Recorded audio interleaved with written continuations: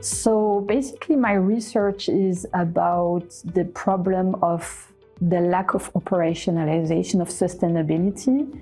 So for the moment we have a lot of initiatives, but they're not necessarily coordinated. So the goal, and that's especially what I presented during the presentation, is actually to federate those researches and those initiatives and try to put the forces together to go forward. Well, I think it's an accomplishment. So I think it's a sign that the work that I do is worthwhile. But I think it's also a recognition of my different partners and my colleagues who work with me. So I'm a bit sharing that reward with others. So I'm glad, and I'm also glad on behalf of others.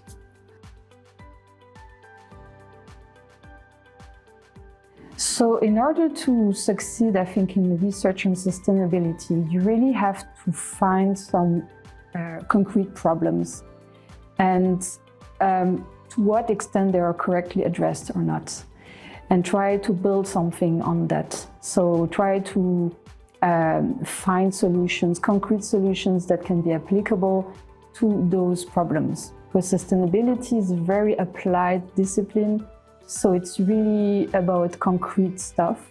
So you really have to find something concrete and work on it and try to find solutions to the problems. Sometimes the researchers, when they're early career, they want to do big things, you know, they want to, we're going to reduce carbon emissions. But in reality, what you're going to do concretely is very small incremental changes.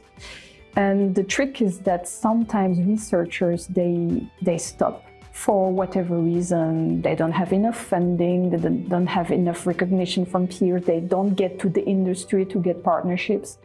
And then it just, collapses, or they're just disillusioned because they see that it's very small scale.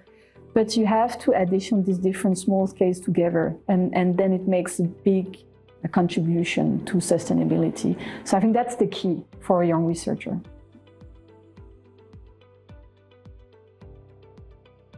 When you're doing research, you're often alone, or you struggle, you have publications that get rejected, grants that get rejected.